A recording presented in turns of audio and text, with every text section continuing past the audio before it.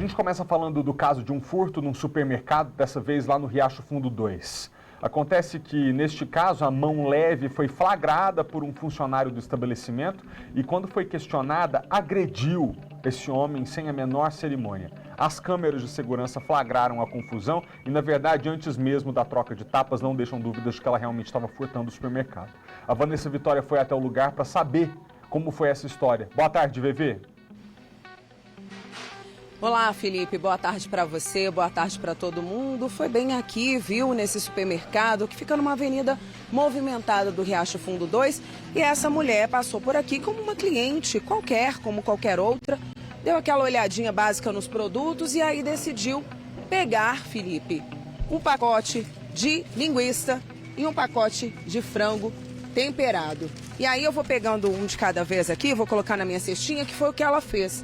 Inclusive, ela estava acompanhada de uma amiga, viu, Felipe, que aparece dando sinal para ela nas imagens. Mas aí essa mulher não foi pega em flagrante, mas a que levou, colocou os produtos aqui, tudo certo, né? Vamos pro caixa, hora de pagar. Mas não foi isso que ela fez. Ela decidiu parar aqui, ó, pertinho dessas prateleiras. E foi nesse momento que esses produtos saíram da cestinha direto para a bolsa dela.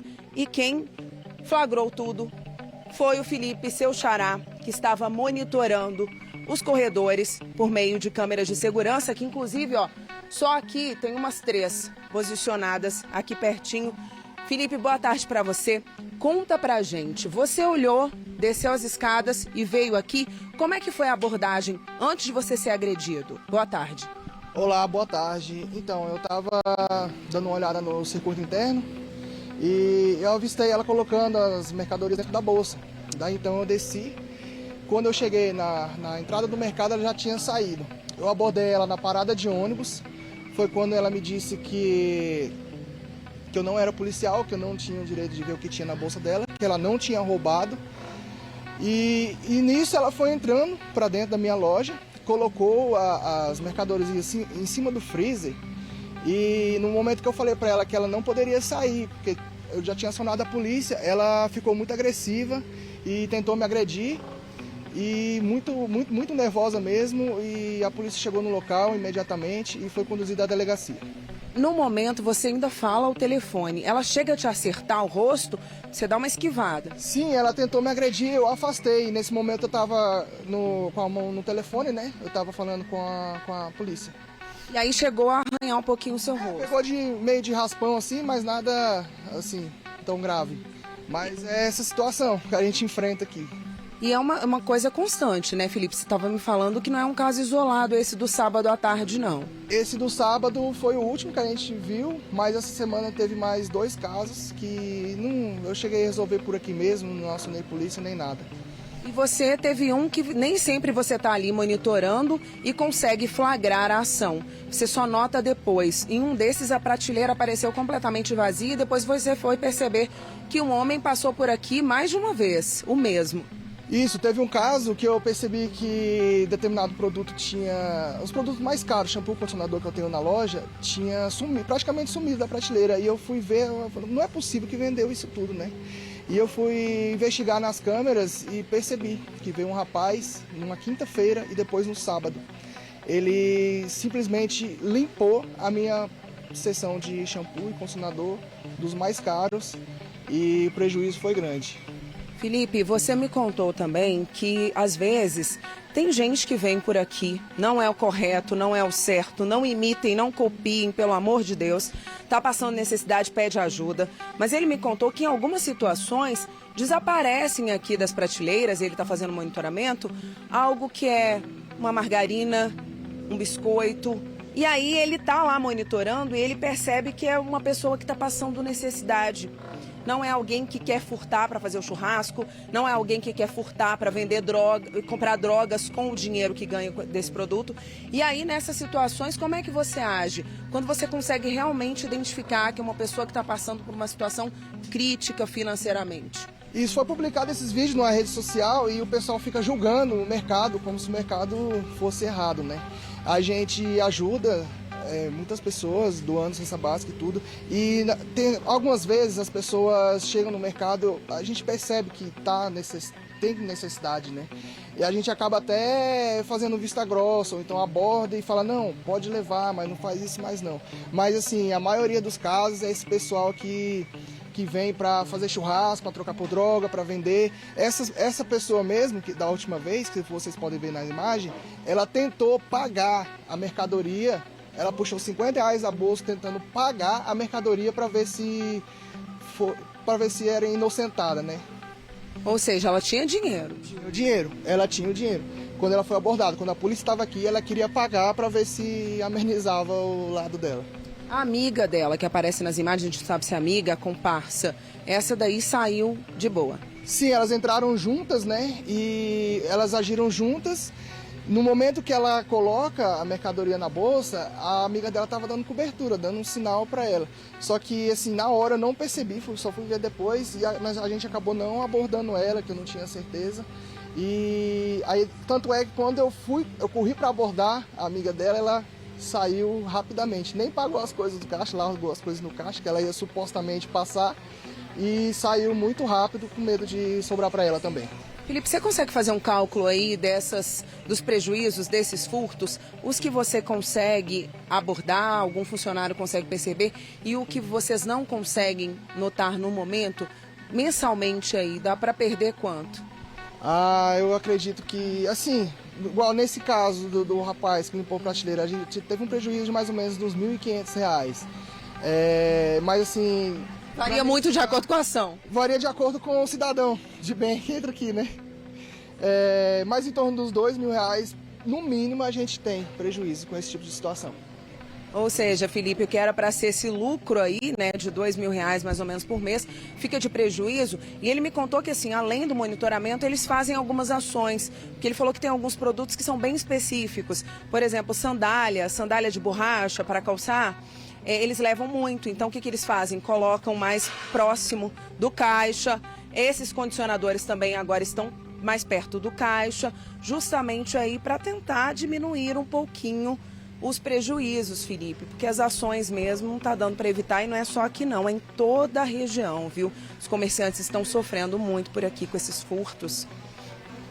Muito obrigado, VV, pelas informações. Agradeço ao Felipe pela disponibilidade de conversar. É um assunto tão delicado, né? Ele mesmo reconhece, porque a gente lamenta muito de enxergar uma mulher como aquela pegando itens alimentícios e colocando na bolsa. Eu estou assumindo a melhor das hipóteses, de que ela esteja mesmo em necessidade, que talvez tenha feito isso porque dentro de casa a situação está complicada, mas mesmo assim nós não podemos concordar com esta atitude. Quando o Felipe, esse pequeno comerciante, diz que tem mais de R$2.000 de prejuízo com esse tipo de ação, eu gostaria de lembrar a todos nós que R$2.000 é o dobro de um salário mínimo e provavelmente é o custo que um comerciante tem para manter um funcionário cujo salário seja de R$1.000, por exemplo. Então, quando a gente tolera uma sequência de furtos como esse, a gente induz o comerciante a desempregar funcionários, porque se ele não puder absorver esse prejuízo no seu orçamento, ele vai ter que diminuir o número de trabalhadores que ele tem. Então, será mais uma pessoa colocada sem trabalho na rua e muito provavelmente desesperada cometendo outros furtos. Então,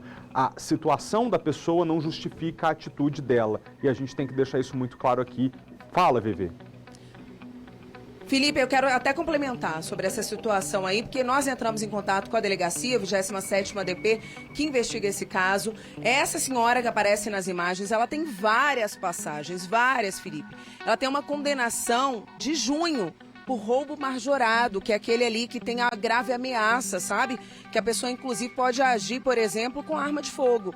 Então, assim, essa senhora em específico que foi presa, ela tem passagem, viu? A vida pregressa dela aí é muito parecida com o registro de sábado passado, inclusive é até pior, uma vez que tem condenação de junho. Não sei nem se era para ela estar passeando por aqui. De junho, por roubo majorado. Queria só complementar aí sobre a situação dessa pessoa em específico. Excelente informação, Vivi, para a gente ficar com menos dó, né, de quem a gente está vendo na imagem. Não é uma pessoa que está fazendo isso pela primeira vez em desespero. Roubo majorado é quando ela pratica grave violência ou grave ameaça contra a vítima que ela quer roubar. E é o caso dessa mulher. Aí a gente não pode passar pano de jeito nenhum. Muito obrigado, tá, Vivi, pelas informações, e agradeço ao Felipe também pela entrevista. Já no Riacho Fundo 1, um motorista com sinais de embriaguez invadiu uma igreja com o carro. Felizmente foi de madrugada e a igreja estava vazia. O Maicon está agora na igreja pentecostal Deus do Impossível e fala conosco ao vivo. Maicon, boa tarde para você. Para completar, o motorista tentou fugir do lugar do acidente, foi isso?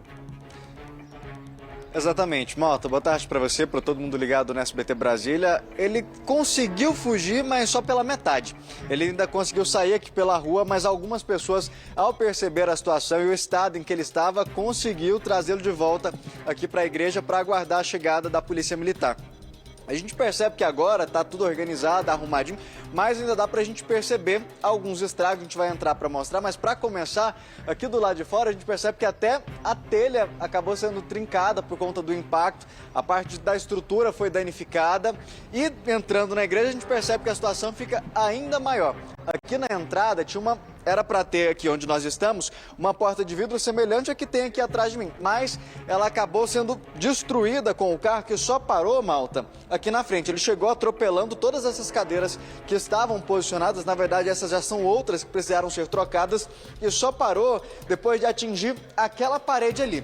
E aí depois do impacto de tudo isso, o que o motorista fez? Saiu do carro e tentou se esconder indo embora pela rua.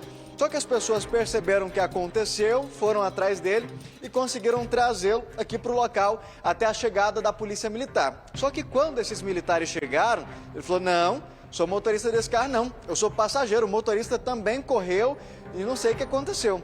E aí ele foi socorrido, liberado, levado para o hospital e o motorista não apareceu. Só que na verdade, dias depois, ele veio aqui na igreja dizer que era o motorista, que era o responsável pelo carro, para tirar o veículo. Ou seja, nessa história ele acabou sendo liberado sem passar pelo teste do bafômetro e todo mundo que estava aqui na região diz que ele estava com sinais de embriaguez. A gente vai conversar agora com o Luciano, que é um dos responsáveis aqui pela igreja. Luciano, todo mundo que estava aqui então, na hora tinha certeza que ele que era o motorista e que não tinha mais outra pessoa no carro. Boa tarde. Boa tarde.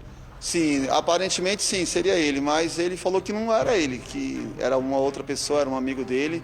E aí no outro dia ele compareceu aqui ao local e aí ele assumiu realmente que estava dentro do carro e tal, e não teria condições de pagar tudo, mas que ia pagar um pouco. No outro dia a história mudou. No outro dia a história mudou completamente. E aí foi o que eu fiz também, não vou crucificar, né? É ser humano como qualquer um outro, errou.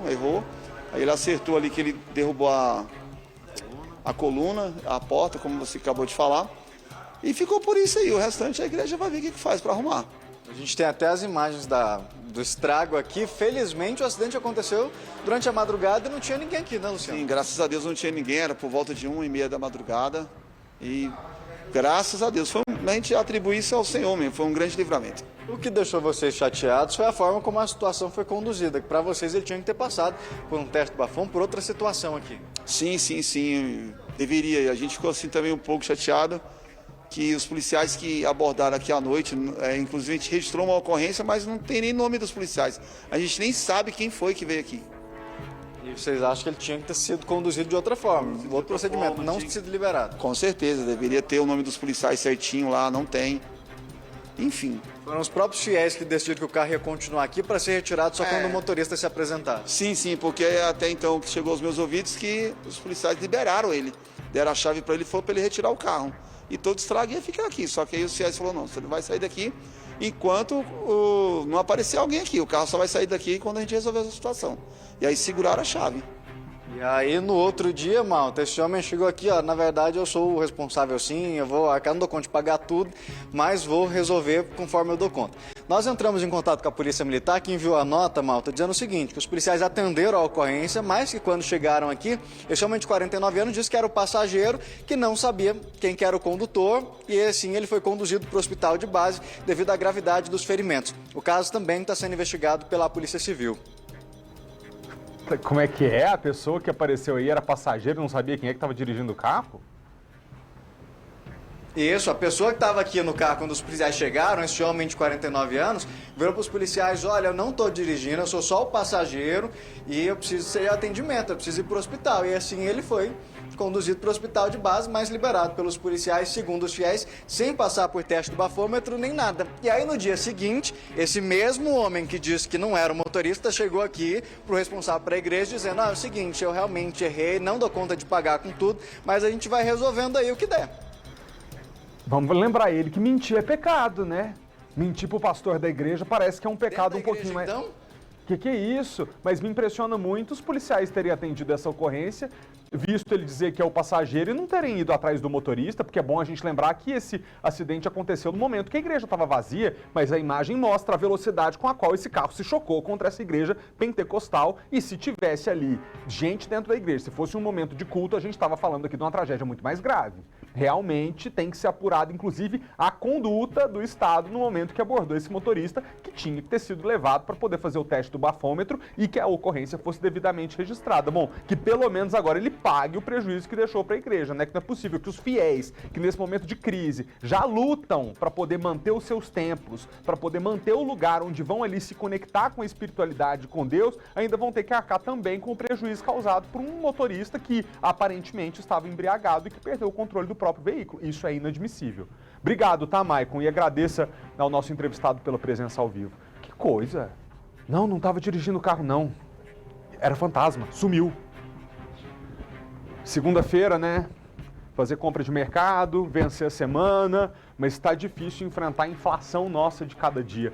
Os dados do último Índice Nacional de Preços ao Consumidor apontam que nos supermercados, frutas, legumes e derivados do leite são os itens com maior alta nesse último mês de agosto. Olha só alguns dos alimentos que mais tiveram alta nesse mês: melancia, leite longa-vida, derivados de leite como iogurte e queijo, banana d'água, cebola, uva, laranja, pera, mamão e melão. Se você sentiu o peso desses itens no orçamento da sua casa, a gente vai entender agora se dá para driblar de alguma forma, né? É difícil sempre. A Kátia Gomes está em um supermercado da cidade com um economista e fala com a gente nesse momento. Kátia, com você, boa tarde. Oi, Malta, boa tarde para você, boa tarde para todo mundo. Realmente está pesando muito no bolso, né, de todos os brasileiros. Qualquer comprinha da semana que a gente faz não sai por menos de R$100. E a dica, Malta, é procurar pesquisar. Aqui, por exemplo, neste supermercado onde nós estamos, o leite aqui, por exemplo, este leite está custando R$ 8,99, mas eles fizeram uma promoção. Aqui do lado você encontra leite por R$ 5,99 e mais um pouquinho ali atrás por R$ 4,99. Então, a dica realmente é sempre pesquisar. O consumidor, claro, ele vai ter que, às vezes, abrir mão daquela marca que ele gosta e pegar uma marca um pouco mais em conta. E para explicar mais sobre isso, né, porque a inflação não é o único vilão desses aumentos, não. Eu vou conversar agora com o economista Francisco Rodrigues, que está aqui ao meu lado. Francisco, o IPCA aí indica que teve uma leve redução, né, no último mês, mas quando a gente pega o acumulado do último ano, a gente percebe que o aumento tem sido muito grande. Muito, muito grande. Boa tarde a todos os telespectadores, ao Malta aí, ao nosso público. Olha, o IPCA 0,7% ao ano, uma situação insuportável. Se a gente pegar a cesta básica no Distrito Federal, de um ano para cá, aumentou mais de 20% a cesta básica. Ou seja, a cesta básica hoje em Brasília custa R$ 703 e no ano passado R$ 588. Então, a gente tem que tomar muito cuidado, o momento agora é de cautela, de muita atenção, e aí nós temos uma questão, pessoal, da armadilha. Nem tudo que está falando que é deflação, porque a deflação é a diminuição geral dos preços. Não está acontecendo isso. O que está acontecendo é uma diminuição pontual. Ao mesmo tempo, cuidado com a reduflação, que é o quê? A diminuição na quantidade dos itens, a diminuição no peso dos itens e o aumento desses preços. Então, preste atenção. Substitua algumas marcas, se possível, compre no atacarejo e tenha cautela porque a crise permanece. Complicada a situação. Inclusive, eu vou falar aqui agora, Malta, com o Givanildo de Aguiar, que é gerente aqui do supermercado, para saber, os consumidores estão comprando menos? A gente sabe que não tem como não comer, né? Como é que eles estão reagindo a esses aumentos? Muito boa tarde para você, boa tarde a todos. O que acontece? Nós temos aí uma pequena mudança na atitude, no hábito de compra do consumidor. Eu discordo um pouco do nosso economista. Pode vir no supermercado que nós, junto com a indústria, estamos buscando alternativas para quê? Para que a gente diminua os nossos custos, às vezes diminua a nossa margem. Para quê? Para que a nossa cadeia produtiva, venha da indústria, aqui no comércio, consiga chegar ao nosso consumidor um desconto mais acessível. Como você mesmo falou, frisou na questão do leite, leite que nós tínhamos aí a R$ 8,99, você já encontra por R$ 4,99 aqui no mercado de bairro. E vocês fazem promoções assim durante a semana para atrair o cliente? Como é que funciona? Tem aquela quarta, quinta verde? Com certeza. Hoje nós dos supermercados estamos buscando cada vez mais parceria com a indústria no sentido de quê? De fazer com que o nosso consumidor final seja o menos atingido. Até porque nós temos algumas partes sensíveis no nosso corpo e uma delas com certeza é o bolso. Não, com certeza. Antes de finalizar, Malta, vou falar com o Francisco aqui em relação específico do leite, né? A gente vê aí que o leite custava R$ 4,50, pagava R$ 4,50, agora ele já está aí quase R$ 10. O que aconteceu com o leite?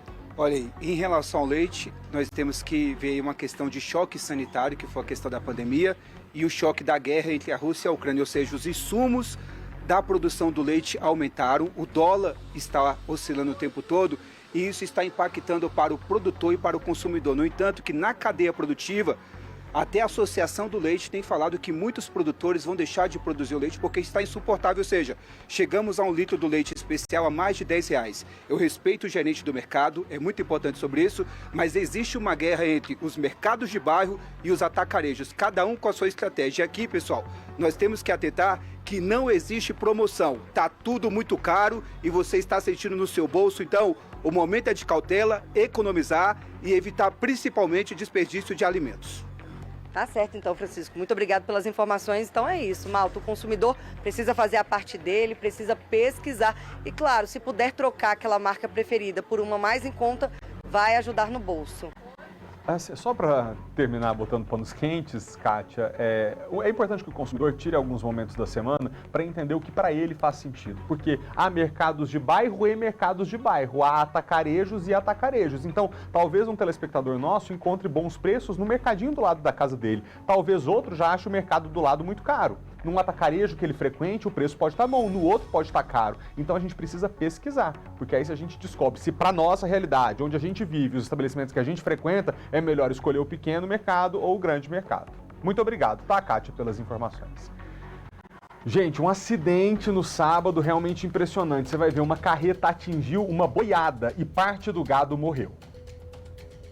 O gado passava pela DF-205 em Sobradinho 2 por volta do meio-dia, como mostram essas imagens feitas por um motorista que passou no local antes do acidente. Pelo menos 20 animais morreram após serem atingidos por uma carreta. O veículo tombou na frente da casa de Vânia. Ela conta que não é a primeira vez que um acidente assim acontece. O meu filho, inclusive, já foi atropelado aqui nessa BR. Aqui é uma BR que não tem quebra-mola, né? As carretas passam aqui a mais de 100 por hora. De acordo com testemunhas que presenciaram o momento do acidente, o motorista da carreta não conseguiu frear e entrou no meio do gado. Eram cerca de 150 cabeças. Os homens que conduziam o gado abandonaram os animais atingidos no meio da pista e não aguardaram a chegada da polícia. A Juliane também presenciou o acidente e conta que os condutores saíram assustados. Eu acredito que eles estão em choque, porque foi muito feia a cena. O motorista foi socorrido consciente pelo Corpo de Bombeiros. O veículo transportava 28 mil toneladas de argila. O dono da carreta esteve no local do acidente e calculou o prejuízo. O prejuízo estimado é uns 250 mil aí ou mais. Vamos levar para a garagem para ver o que a gente vai fazer, quais são os outros procedimentos que a gente vai fazer. Os corpos dos animais deveriam ter sido recolhidos pelo Serviço de Limpeza Urbana do Distrito Federal, mas a equipe chegou tarde demais. Não demorou muito para que moradores da região aproveitassem para levar a carne para casa. Por que o senhor decidiu pegar? Porque eu tô precisando e não tá, o salário não tá dando pra comprar, não. Fazer o quê, né? Se a carreta capotou, né? É churrasco hoje, amanhã, até segunda. Antes mesmo da perícia chegar no local, a estrada já estava praticamente vazia. Os pedaços de carne foram carregados até mesmo nas costas. A equipe de reportagem encontrou o restante do gado abrigado em uma fazenda a cerca de 1 quilômetro do local do acidente. O dono da fazenda não quis dar entrevista, mas contou que os condutores das cabeças pediram para deixar os animais ali e foram embora com medo de que o motorista da carreta tivesse morrido. Ninguém sabe de quem é o gado. No sábado, uma confusão vergonhosa na Vila Planalto quase resultou numa tragédia. Na verdade, eu já considero uma tragédia porque é inaceitável isso que aconteceu. Um apoiador do candidato à Câmara Distrital, Rubão, atirou no funcionário de uma churrascaria. Um domingo normal na churrascaria Tchê Garoto, na Vila Planalto. Entra e sai de clientes, tudo tranquilo. Nem parece que na tarde de sábado, em pleno horário de almoço, o restaurante foi palco de um crime que quase terminou em tragédia. Toda a confusão começou por causa do som alto colocado no carro da equipe do candidato a distrital conhecido como Rubão, do PTB, que fazia campanha política aqui na região da Vila Planalto. O volume incomodou alguns clientes e o dono do restaurante, junto com alguns funcionários, foram até o grupo para reclamar. Segundo testemunhas, apesar dos pedidos, Rubão se negou a abaixar o volume do som e o dono do restaurante teria retirado o cabo do som do candidato. A discussão continuou até que Rubão e a vítima, um churrasqueiro do restaurante de 29 anos, trocaram agressões. O proprietário e o Raimundo, Eduardo, que é o meu esposo, subiram para falar para ele não tá fazendo aquilo. Aí ele simplesmente se alterou. Simplesmente foi querer agredir ambos e acertou no Raimundo, no meu esposo. Meu esposo simplesmente ele se defendeu, revidou, né, o murro que o Rubão acertou na cara dele. E nisso os dois caíram no chão. Depois disso, de acordo com a esposa da vítima, Rubão teria feito ameaças. Foi nesse momento que o churrasqueiro, Raimundo Pereira, foi atingido no rosto por um disparo vindo de um apoiador do candidato. Aí ele já começou, vocês vão preferir levar um tiro na cara? Começou falando como se mandando, não sei se era o segurança ou o que era dele, né? Aí nisso o seu Marco puxou a arma de dentro do carro dele e acertou no rosto do meu esposo. E fora isso ele ficou com a arma apontada para acertar no proprietário. Aí eu entrei na frente. Apesar de baleado no rosto, o churrasqueiro conseguiu deixar o local. As imagens mostram funcionários e parentes tentando conter o sangramento. Ainda de acordo com testemunhas, Rubão teria pedido para que o autor do disparo fugisse do local. Ele foi identificado como Marco Antônio Leal da Silva. O Rubão falou para ele fugir.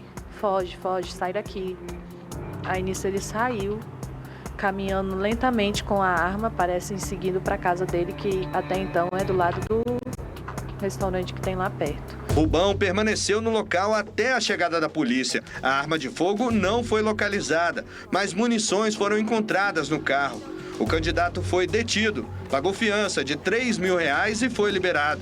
A vítima, Raimundo Eduardo, deu entrada no hospital de base de Brasília em estado grave, mas estável. A gente tem um filho, eu tô gestante, né? Aí fica muito complicado a falta de respeito, né? Com o que ele fez. Todo mundo foi educado. Eu mesma fui educadamente pedir para ele abaixar o som. E ele simplesmente não estava nem aí. Só queria fazer a propaganda dele, só queria ganhar votos, entregando o cartão dele, virando as costas para todo mundo que estava ali trabalhando. E ele não estava nem aí.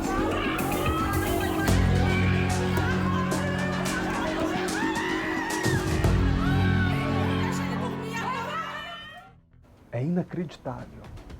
A nossa produção tentou falar com o candidato, mas ele não deu nenhum posicionamento para a nossa equipe hoje pela manhã. Há outros veículos de imprensa, ele disse que estava sendo agredido por 5 rapazes e que o seu apoiador agiu em legítima defesa. Eu quero lembrar que a lei brasileira entende a legítima defesa como uma reação proporcional a uma agressão iminente e injusta.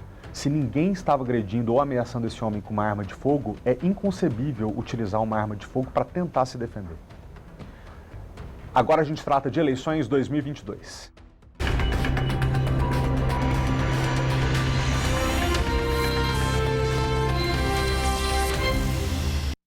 O SBT continua hoje a série de entrevistas com as principais candidatas do Distrito Federal à vaga no Senado que está em disputa nessas eleições. E eu estou dizendo candidatas mais uma vez, porque são 3 mulheres as primeiras colocadas nas intenções de voto, segundo o levantamento da Paraná Pesquisas. Na quinta-feira da semana passada, você em casa acompanhou, nós entrevistamos aqui a candidata Damares Alves, do Partido Republicanos, e o SBT está em contato com a campanha de Flávia Arruda para agendarmos a melhor data. Hoje quem está conosco é a professora Rosilene Correia, do Partido dos Trabalhadores e ex-diretora do Sindicato dos Professores do Distrito Federal. Candidata, obrigado pela presença. Oi, bom dia, Felipe, bom dia a todos e todas. Eu que agradeço pelo espaço, parabenizo a SBT por essa iniciativa. Muito obrigado. Queria avisar a senhora que a gente vai ter 15 minutos e esse tempo começa a ser contado a partir de agora. Ok. Candidata, o fato do campo conservador ter lançado duas candidaturas, a da Flávia e a da Damares, de certa forma beneficia a senhora porque divide o eleitorado que poderia ter ido para uma só delas. Ainda assim, a senhora está em terceiro lugar nas pesquisas de intenção de voto.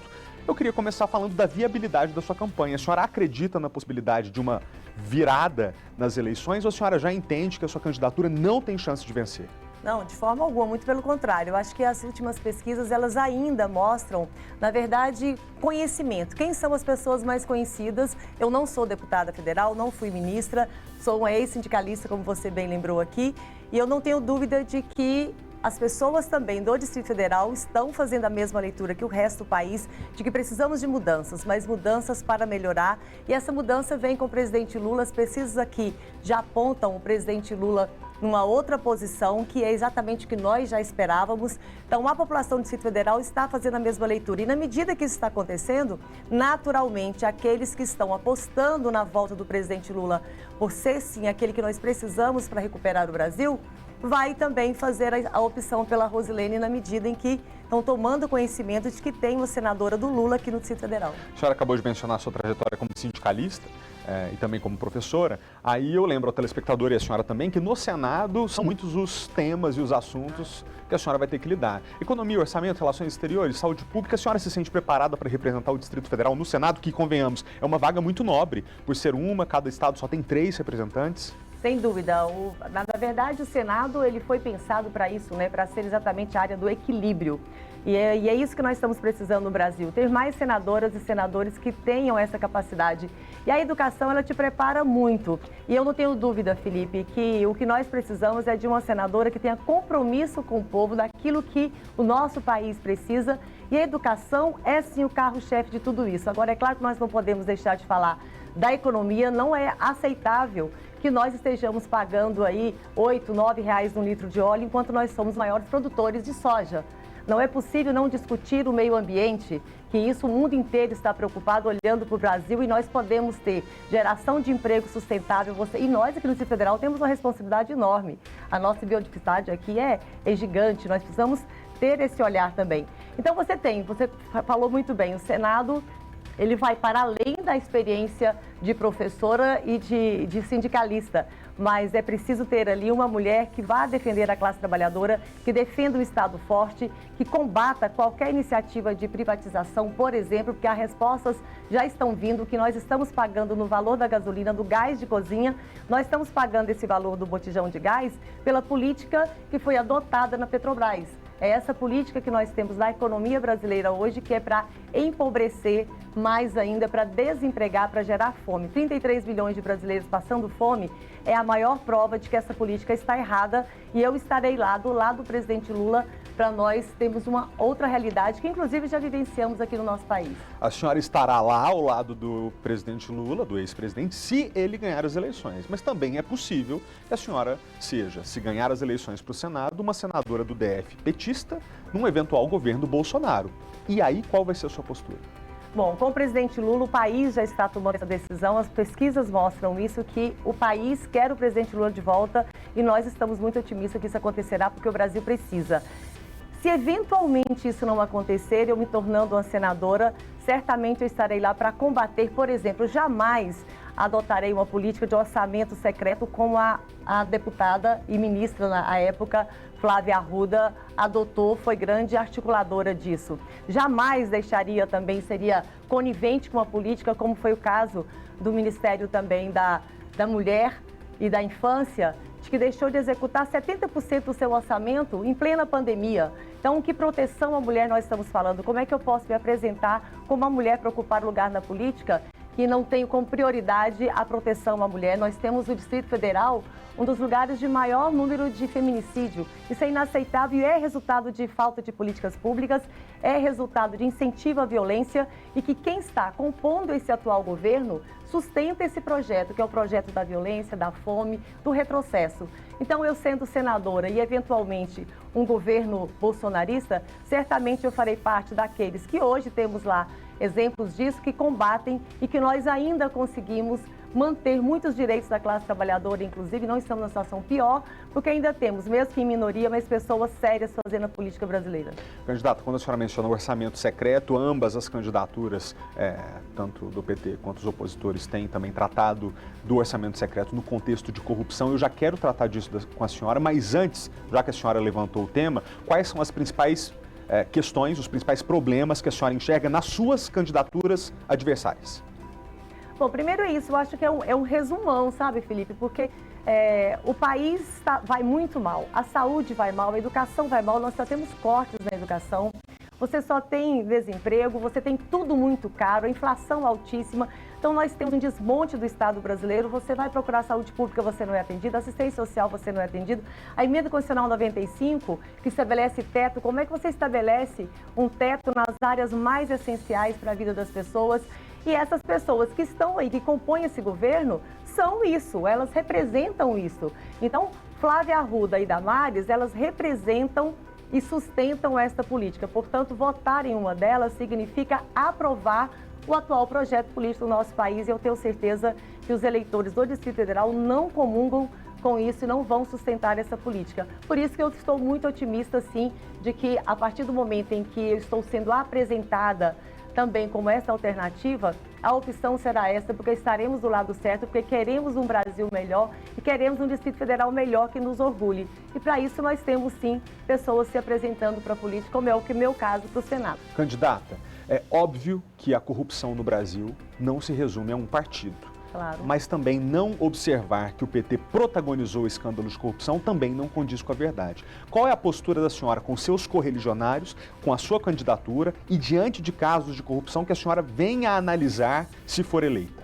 Olha, corrupção se praticada, e é importante que a gente coloque, Felipe, que pessoas praticam e não um partido.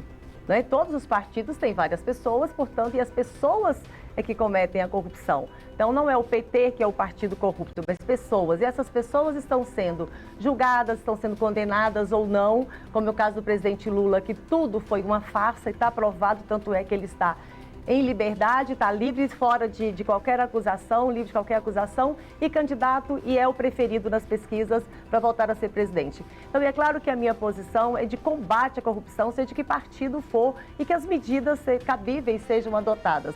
O que nós precisamos, mais do que nunca, é de gestão pública com total transparência. E para isso nós precisamos, inclusive, irmos além do que o PT fez nas suas gestões, que era permitindo, promovendo a participação da sociedade civil, popularizando mesmo, democratizando essa participação. E hoje nós temos um grande retrocesso, os conselhos que foram totalmente desmontados, então nós não temos participação popular. E nós precisamos fazer mais do que isso, fazer mais do que fizemos. Essa democracia ainda foi tímida, precisamos radicalizarmos a democracia participativa.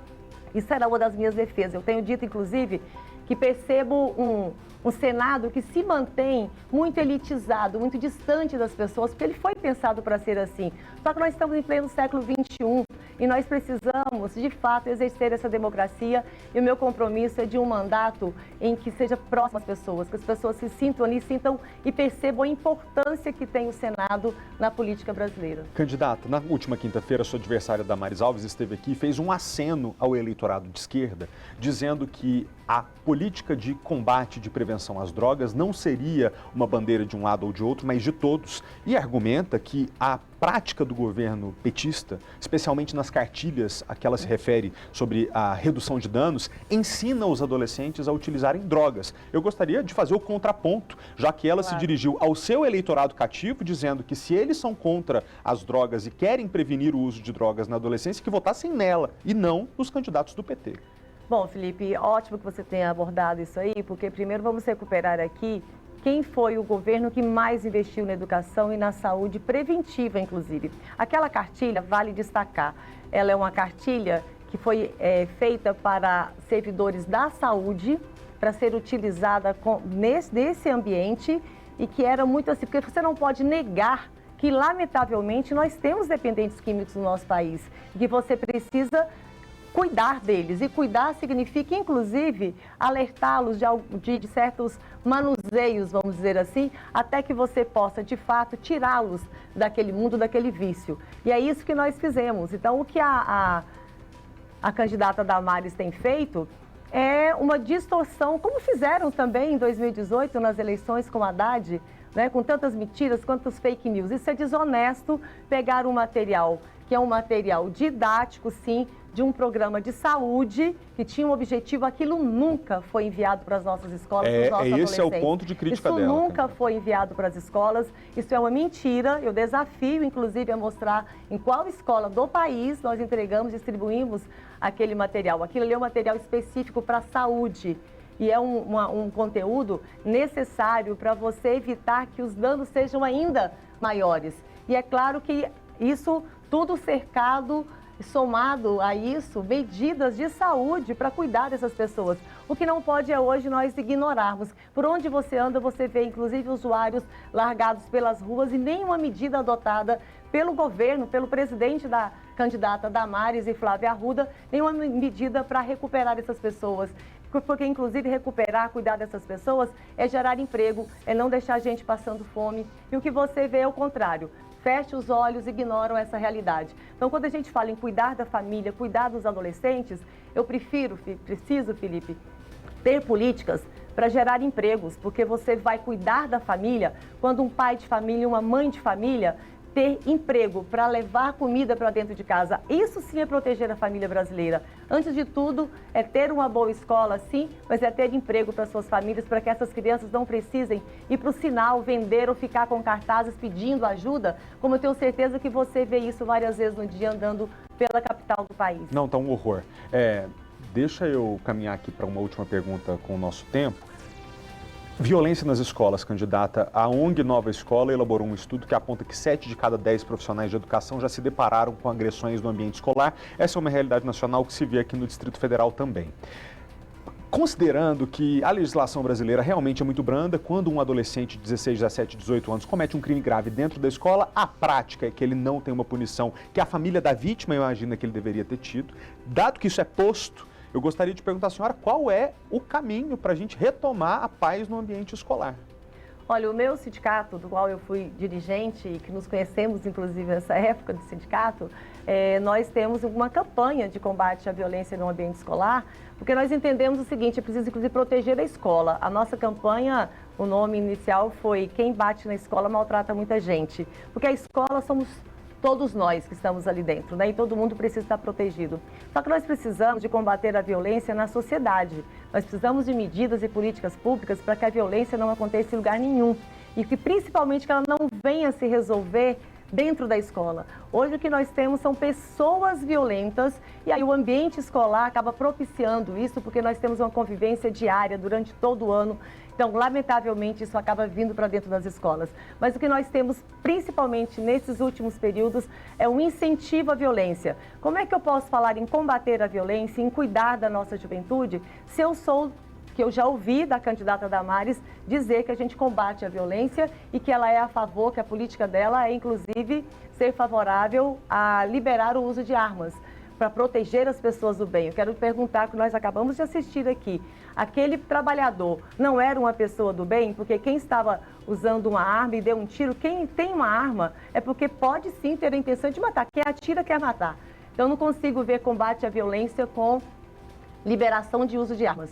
E aí não há intenção, nenhuma boa intenção nisso. Então, nós vamos combater a violência nas escolas com melhores escolas, com investimento nas nossas escolas, para que a gente tenha condições de educação integral para os nossos estudantes permanecerem o dia ali, para ter acesso à arte, ao lazer, à cultura, ao esporte. É isso que nós precisamos oferecer para os nossos meninos e era isso que vinha acontecendo com governos petistas, sim, na presidência, presidente Lula e Dilma, períodos de maior investimento na educação, O presidente tem repetido muito do número de estudantes que nós tínhamos nas universidades, que era metade do que foi quando ele entregou o governo, quando entregamos esse governo. Aqui no Distrito Federal não foi diferente.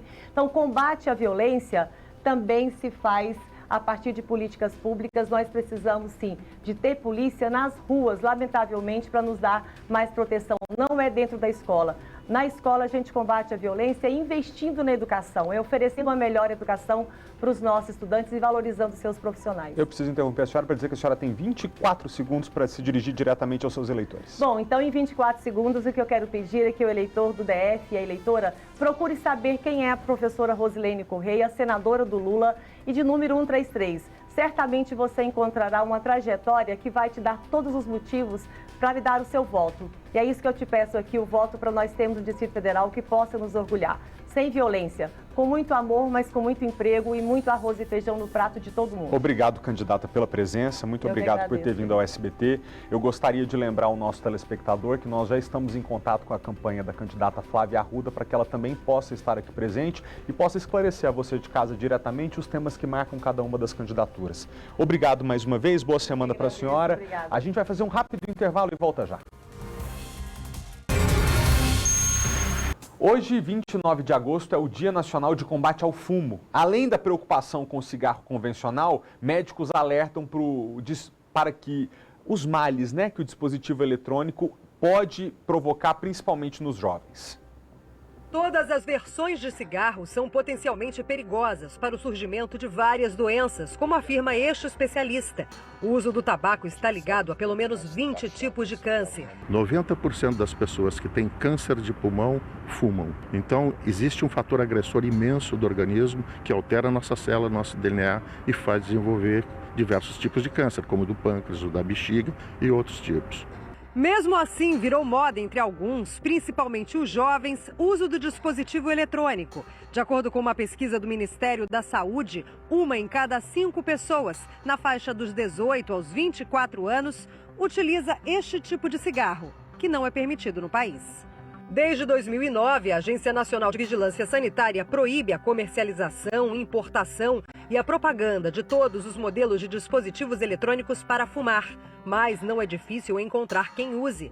Rafael diz que há 4 anos trocou o cigarro comum pelo eletrônico, por acreditar ser menos prejudicial. No cigarro, além da nicotina, você tem a queima, a combustão, você tem ali produtos químicos, o pessoal até fala que tem produto para matar rato. O Instituto Nacional do Câncer alerta: alguns cigarros eletrônicos contêm até 7 vezes mais nicotina do que um cigarro convencional.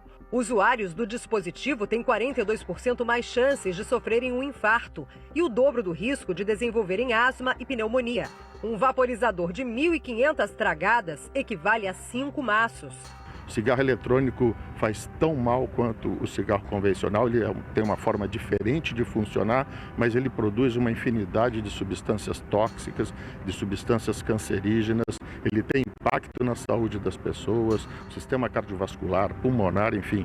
Então, realmente é uma temeridade. Além do câncer de pulmão e de esôfago, o tabagismo aumenta em até 8 vezes a chance de câncer na boca, em comparação com quem não fuma. A dentista Carolina Toledo está com a gente ao vivo e tem um alerta sobre os perigos do tabagismo para a boca e para os dentes. Carolina, boa tarde, agora é com a senhora. Seja bem-vinda. Boa tarde, Felipe, tudo bom? Obrigada. Pois a gente tem esse risco aumentado do câncer de boca, tanto pelo uso do cigarro eletrônico quanto convencional, o tradicional. E como a gente viu nas entrevistas, as pessoas acham que que o eletrônico é menos nocivo para a saúde, mas na verdade ele não é, Ele é tão nocivo quanto o normal. A gente tem a nicotina causa um vício muito grande, E a gente tem todos os produtos tóxicos que a gente tem no convencional, a gente também tem no cigarro eletrônico.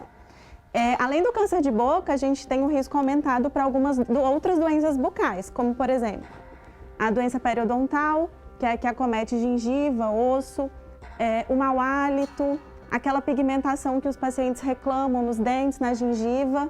Isso tudo, o cigarro eletrônico está envolvido. A gente também tem a questão da retração gengival, que causa maior sensibilidade nos dentes. A estomatite nicotínica, que é quando o céu da boca fica todo avermelhado, inflamado. Tudo isso que a gente vê nos pacientes que usam o cigarro normal, a gente também vê nos que usam o cigarro eletrônico. Então, fora o aumento do risco para o câncer de boca, né? Muito obrigado pelo alerta que a senhora faz, porque eu costumo dizer aqui no jornal que esse negócio do cigarro, e agora da moda do cigarro eletrônico, é aquela coisa que você certamente vai se arrepender. Porque tem coisa na vida da gente que a gente se arrisca e fala assim, talvez eu nem me arrependa. Esse é um fato, você vai se arrepender de fumar um cigarro eletrônico ou de fumar um cigarro, porque ele só vai te fazer mal, não vai ter nenhum bem que esse negócio vai te trazer. Obrigado, senhora, pelo alerta, tá? Boa semana de trabalho, até a próxima. Obrigada, até a próxima. Obrigado. O Instituto Amigos do Bem, que faz um trabalho sociocultural em Samambaia desde 2018, foi alvo de bandidos na última semana. Quimonos usados para as aulas de jiu-jitsu e instrumentos musicais foram levados, inclusive uma sanfona, avaliada em R$6.000, que foi doada para o Instituto. Um vídeo gravado logo após o furto ser descoberto mostra a situação do local. Isso aqui é a nossa sala de violão, ó. Os caras vieram aqui, roubaram os violão nosso, ó. Violão de fazer atividade, ó. Ontem de ontem os caras vieram aqui, ó. Roubaram os violão nosso que faz as atividades, né? Vamos pra cá, por onde os abençoados entrou. Que é a aula nossa. Eles entraram aqui, ó. Olha por onde eles entraram aqui, ó. Eles cerraram isso aqui, ó. Cerrou essa grade aqui, ó. E começou a levar as coisas nossas. Aí levou sanfona, levou os violão, levou o ventilador, levou o som. O que eles puderam levar aqui, eles levaram, né? Deixou a bagunça. Levou kimono, levou roupa de balé, levou coisas sem futuro, sabola. Levou muita coisa. Nós estamos em reforma aqui, mas aqui, ó. Ó, aqui é a sala nossa, o dele veio pra cá, tocou o terror, ó. Aí. Os kimono, ó. Kimono zerado, eles levaram nosso, ó. Então é isso aqui, ó. Levaram muita coisa nossa. Então eu acho que o pessoal não precisa fazer uma situação dessa, porque aqui é um projeto social, aqui atende a comunidade, mas é isso aí. Vamos ver se as autoridades e os amigos nos ajudem a divulgar esse vídeo nosso, para que a gente possa recuperar, porque eu acho que um kimono desse aqui, ó, porque o kimono ele vem assim, ele vem com a marca, ó. Não vai ter como ele usar, que ele já vem com a marca da instituição, não vai ter como. Então se puder nos ajudar na divulgação aí, pessoal, beleza? Valeu. Agora a gente aciona o repórter Maicon Leão, ele foi até Samambaia para falar com o pessoal do Amigos do Bem. Maicon, é com você. Exatamente, Malta. Boa tarde novamente para você, para quem está chegando agora no SBT Brasília. Como a gente já viu aí no vídeo, tudo indica que esses criminosos entraram por essa janela aqui, ó, e que só não levaram mais coisas justamente porque não conseguiram quebrar os outros ferros e parte dos objetos não passaram por esse buraco. Inclusive a outra sanfona, porque tinha uma caixa maior, acabou sendo salva justamente por conta do tamanho dessa embalagem. Mas o que eles conseguiram, são 3 andares aqui no Instituto, eles passaram por esse aqui, onde tem o tatame, que acontecem as aulas de luto. No andar de cima, que é justamente onde ficam guardados os objetos, estavam guardados também esses uniformes, eles entraram, reviraram os armários, e aqui na sala onde acontece também as aulas de música, onde estão outros instrumentos, foi justamente daqui que eles levaram violões, sanfonas, deixando um prejuízo não só para o Instituto, mas também para a comunidade, que é justamente a maior prejudicada nessa situação, né, Tatiana? Boa tarde. Boa tarde, isso mesmo. A maior prejudicada nessa situação é a comunidade, que vai ficar sem ter esses cursos. A gente estaria planejando esses cursos para setembro, tanto é que lá em cima a gente estava pintando a sala para começar o curso de ensino de forró, com a sanfona, com o triângulo, com a zabumba, como vocês viram lá em cima, conseguiu ficar porque são objetos grandes, não deu para levar. Mas aqui eles conseguiram trazer um prejuízo muito grande. Hoje a gente está com um déficit grande, o professor de violão trouxe 3 violões, tem 2 que a gente tem que fazer a manutenção, e esse preto que é do professor de violão, para que as crianças e os adultos também que fazem parte aqui das aulas não fiquem tão prejudicados, né? Porque chega o final do ano, chega o nosso espetáculo, e aí é a forma de mostrar para a comunidade o trabalho que é realizado pelas crianças e pelos adultos que aprendem aqui com a gente. Tatiana, justo isso que eu queria comentar. A gente está vendo, tem alguns violões aqui, mas, por exemplo, o preto ali foi o professor que precisou trazer para intensificar agora por conta do prejuízo. Daqui foram 3 ou 4 violões que eles levaram? Foram 4 violões que foram levados daqui. a sanfona, estimada aí no valor de quase R$10.000, que foi doada. Foram doadas 2 sanfonas e o material para dar aula de trio de forró, né, que ia começar agora em setembro. Foram levados também, depois que a perícia veio, foram levados bolas, foram levados material das aulas de futebol, material de jiu-jitsu, que são os kimonos, foram levados por volta de 15 a 20 kimonos. Foram levados material do balé, né, que são roupas que a gente entrega para algumas crianças de vulnerabilidade social. É feito uma fichinha e a gente vai e entrega essa roupa para essa criança, para ela poder estar fazendo atividade, caso o pai e a mãe não tenham condições de trazer a roupa apropriada. Então, o material levado, ele não é somente material, é algo que está sendo tirado da vida de pessoas que não têm oportunidade de pagar isso em outros lugares, e o Instituto fornece esse tipo de material para que a comunidade consiga, no contraturno, ter um lugar para levar suas crianças, coisa que hoje em dia a gente vê que muitas escolas não conseguem, em um lugar tão deficiente de atividades quanto Samambaia Norte. Agora tem esse prejuízo tanto para a gente, para o Instituto, quanto para as famílias que são beneficiadas com esses cursos que a gente tem aqui. É um material, Mota, que para o Instituto ele sai caro. Fazer um kimono com uma qualidade dessa que consiga emprestar para esses alunos. São uniformes que a confecção deles acabam saindo caras para o Instituto, mas que na mão desses criminosos não sabe para que vai servir, né? Não consegue nem entender o porquê desse furto. Por exemplo, os instrumentos até que dá para entender, mas de uniforme vocês ficaram sem nem imaginar que eles poderiam ter sido levados. Em relação aos uniformes, a gente ficou assim, para que essa pessoa vai levar esses uniformes? Porque não tem outro tipo de utilidade. Os uniformes de balé, ele já vem com a tagzinha do Instituto, com o bordado.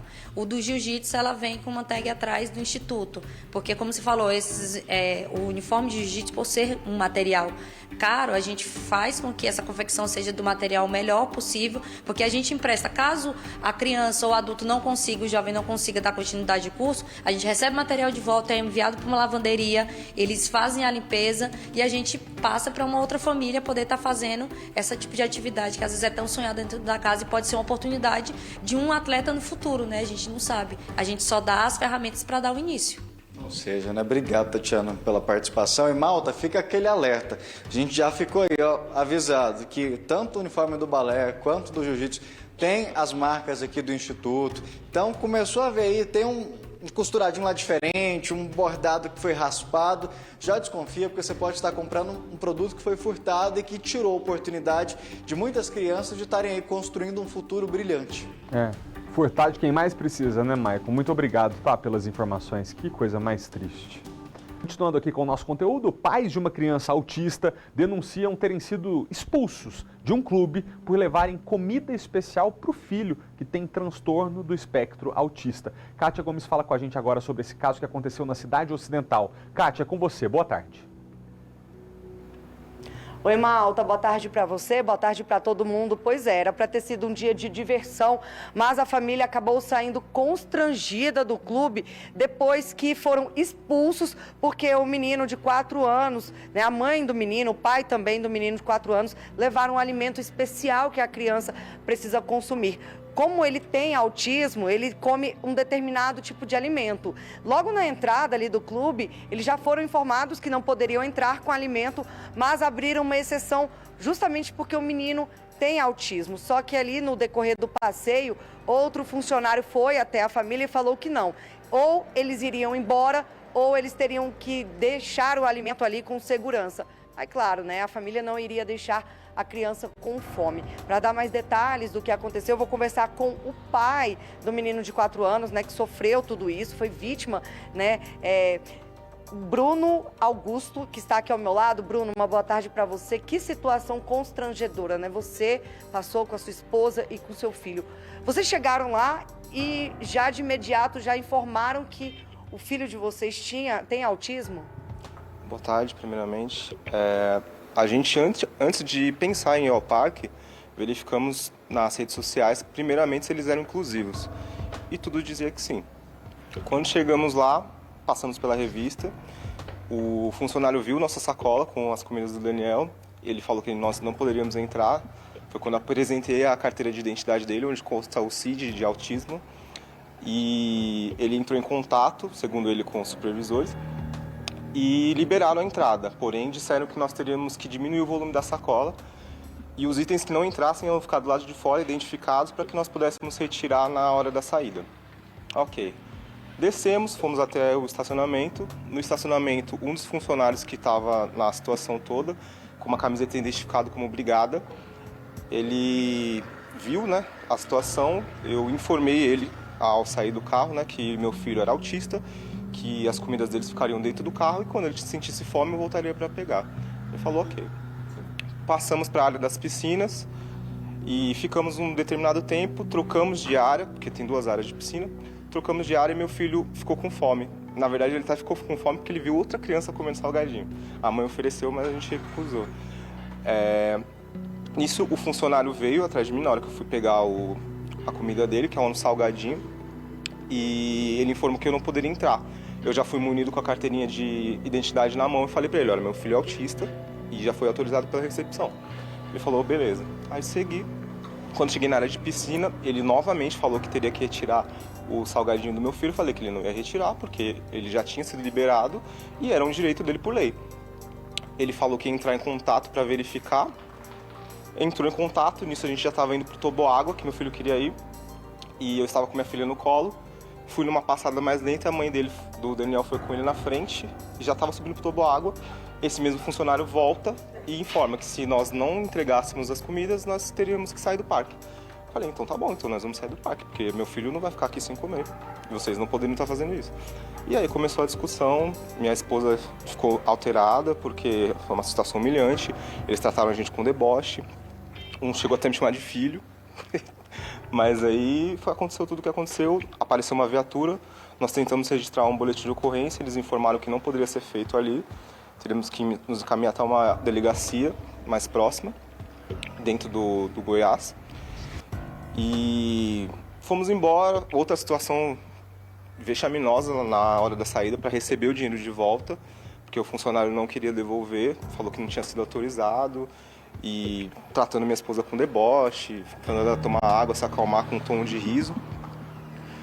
Nisso, quando nós estávamos quase para ir embora, chegou o suposto gerente ou diretor do parque, não me recordo o nome dele. Ele estava no carro acompanhado, a minha esposa relatou a situação para ele e ele falou que aconteceu, que era uma equipe nova, que eles não estavam lá, mas eles iam verificar e ficou por isso mesmo. No final, o funcionário conseguiu fazer a devolução do dinheiro e a gente foi para casa. Meu Deus, que situação. Malta, antes de continuar a entrevista com o Bruno, eu quero pedir para rodar o vídeo, né, da mãe do menino que tem autismo, que ela fez um desabafo. Logo depois de toda essa situação, né, esse desabafo nas redes sociais viralizou. Vamos ver esse vídeo então agora.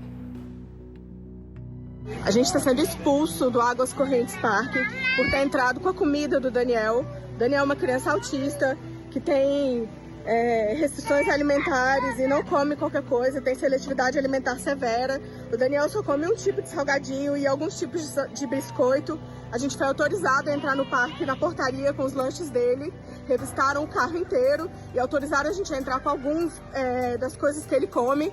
Desde que a gente entrou aqui, tem um segurança que não saia de trás da gente o tempo todo. E agora vieram mais outros seguranças e estão expulsando a gente do parque porque a gente entrou com o lanche do Daniel, dizendo que a gente não pode ficar aqui no parque com a comida do Dani. Por lei, a gente tem autorização de estar com a alimentação do Dani. O Dani é uma criança especial que só come algumas coisas. Então, assim, nunca mais eu volto nesse lugar. E eu recomendo que nunca pisem aqui, porque é um lugar que não sabe tratar as pessoas, que não é inclusivo e que tem uma equipe extremamente despreparada para tratar mães de crianças autistas. É isso. E a gente vai na delegacia e a gente vai exigir nossos direitos. Kátia, o que o clube acusado de expulsar essa criança disse pra gente? Eles responderam aos nossos pedidos de contato? Sim, Malta, eles responderam sim, encaminharam uma nota para nossa produção. Eles falaram o seguinte, que apesar de não ter sido comprovado documentalmente, o que, claro, a família nega, em nenhum momento foi proibida a entrada de alimentos especiais para o filho do casal. Entretanto, a equipe a orientou sobre as normas do parque, que além das exceções amparadas por lei, não seria permitido a entrada de alimentos e bebidas para os demais. Segundo o clube, né, diferente do que foi dito, a mesma, por livre e espontânea vontade, decidiu deixar as dependências do parque. Em nenhum momento os colaboradores expulsaram ou desrespeitaram a família. Muito pelo contrário, segundo o clube. Durante todo o ocorrido, o objetivo era solucionar o problema, esclarecer os questionamentos da cliente. Essa foi a nota. Agora, como você disse, vocês apresentaram sim, né, o documento que comprova que o seu filho tem autismo e vocês se sentiram expulsos, porque era ou a criança ficasse no parque ou a comida, né? Aí não daria para deixar o menino com fome. Não existe, a situação não existe. Acho que qualquer pai na nossa situação iria embora. Se você coloca uma situação, ou seu filho se alimenta com o que ele se alimenta, ou você sai do parque, eu vou sair do parque. Eu estou sendo convidado a me retirar. Não faz sentido nenhum o que eles estão falando.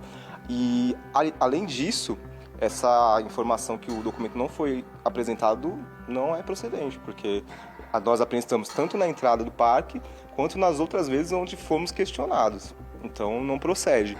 E a nota que eles soltaram vai totalmente contra o pedido de desculpas que eles soltaram dias antes. Então, eles não pensaram nesse processo todo, se atropelaram, aí agora querem jogar a culpa para cima da gente. Então, a gente vai judicializar e ver quem está certo. Tá certo, então muito obrigado pelas informações. Malta, eu volto com você no estúdio. Obrigado, Kátia. A gente volta nesse tema assim que tivermos alguma decisão da Justiça, né, para a gente entender como o Judiciário vai entender essa disputa. Obrigado. Hoje, 29 de agosto, completa 10 anos da Lei de Cotas. Quando a política pública foi aprovada, uma década atrás, era motivo de intensas divergências entre pró-cotas e os anti-cotas. Hoje, diante dos resultados dessa política pública, muitos dos opositores até mudaram. Um estudo do Conselho de Avaliação e Monitoramento de Políticas Públicas, que é um órgão ligado ao governo federal, em resumo, atesta que as cotas promoveram a inclusão no ensino superior público sem prejuízo da qualidade do ensino. Kelly Quirino, doutora em comunicação, professora da Universidade de Brasília, consultora em gênero e raça, fala com a gente agora ao vivo. Kelly, boa tarde para você, obrigado pela presença. 10 anos depois, como que a senhora avalia a política? Boa tarde, Malta. Boa tarde a todos os telespectadores que nos acompanham nessa tarde. Então, como você mesmo falou, 10 anos das políticas de cotas institucionalizadas pela lei federal, que hoje completa aniversário. A avaliação é um saldo extremamente positivo, porque avaliamos que após 10 anos, a universidade, principalmente a Universidade de Institutos Federais, mudaram. Então, a gente vê uma universidade muito mais plural, diversa, com pessoas de vários segmentos da sociedade, principalmente pessoas oriundas de escolas públicas, pessoas de baixa renda, pessoas negras, pessoas indígenas, pessoas com deficiência. Então, o retrospecto é extremamente positivo, porque a gente mostra um Brasil real, um Brasil que a gente encontra nas ruas e que antes da lei de cotas a gente via no espaço das universidades, principalmente as universidades públicas, um espaço que não era condizente com a nossa realidade, que é essa realidade plural e diversa que o nosso país tem. E, como também você mesmo disse, a questão principalmente do rendimento, que era muito questionado, que se tivéssemos ações afirmativas de pessoas oriundas das escolas públicas ou de pessoas negras, elas poderiam fazer com que o rendimento que é de excelência das universidades públicas abaixasse. E não foi o que a gente viu pelas pesquisas. As pesquisas mostram que os cotistas, eles conseguem tirar essa diferença já nos anos iniciais e no final do curso superior, o índice de rendimento do ensino superior é igual entre cotistas e não cotistas. Então, na realidade, foi extremamente exitosa a política pública. Professora Kelly, nós temos poucos minutos até o horário eleitoral, que a gente precisa encerrar o programa, mas eu gostaria de perguntar à senhora se 10 anos atrás se dizia que uma década depois da lei seria possível ou necessário rever essa política. A senhora acha que é o momento ou precisamos que ela continue como está para que os benefícios sejam vistos ainda por mais tempo? A avaliação que ela continue, é necessário que ela permaneça, até porque a gente precisa continuar que essa diversidade permaneça nesses espaços. O que a gente precisa é de um aprimoramento, principalmente nas bolsas de permanência desses estudantes, porque em sua maioria são de baixa renda. Então, a gente precisa criar políticas de bolsa permanência para que eles continuem. Então, isso é extremamente necessário. Então, é necessário um aprimoramento, mas que ela seja revista para sua extinção, não, eu não avalio que ela deixe de existir, porque ele ainda é extremamente relevante para a gente continuar, enquanto sociedade brasileira, tendo esses benefícios que todo mundo sai ganhando, né? Toda a sociedade ganhou com a lei de cotas para a nossa sociedade. Só explicando para o nosso telespectador, professora Kelly, quando a senhora fala da bolsa para as pessoas mais pobres que chegam à universidade, é porque nesse grupo específico é onde a evasão ainda é maior, justamente porque as pessoas com menos renda têm mais dificuldade de estudar, se tem que trabalhar e estudar ao mesmo tempo. Então é isso que a senhora menciona, né? Que haja uma ajuda específica para aquelas pessoas que têm mais dificuldade financeira. Exatamente, Malta, a ideia é essa. O aprimoramento para que as pessoas que têm vulnerabilidade social tenham dificuldade de aquisição de livros, transporte escolar, alimentação, elas consigam ter um apoio do Estado financeiro para que elas consigam concluir o curso no ensino superior. Então, é nesse sentido que ela precisa de aprimoramento, mas numa revisão para extinção ainda não é o momento. Muito obrigado pela sua presença, boa semana para a senhora. Leve um abraço para o pessoal da Faculdade de Comunicação da Universidade de Brasília, que foi onde eu me formei. Tenho muita saudade, muito carinho por todos de lá. Muito obrigado, tá? Boa semana para você. Agora, pessoal, você fica com o horário eleitoral. A gente, agora por muitas semanas assim, tá? A gente termina o jornal à 13h, depois 1h25, o pessoal do esporte assume o estúdio e você fica por dentro de tudo do mundo do futebol e de todas as modalidades esportivas que você gosta. Hoje é só segunda-feira, amanhã a gente volta a se ver 15 para meio-dia, ao vivo, aqui no SBT Brasília, primeira edição. Muito obrigado pela companhia, tá? Até amanhã. Tchau!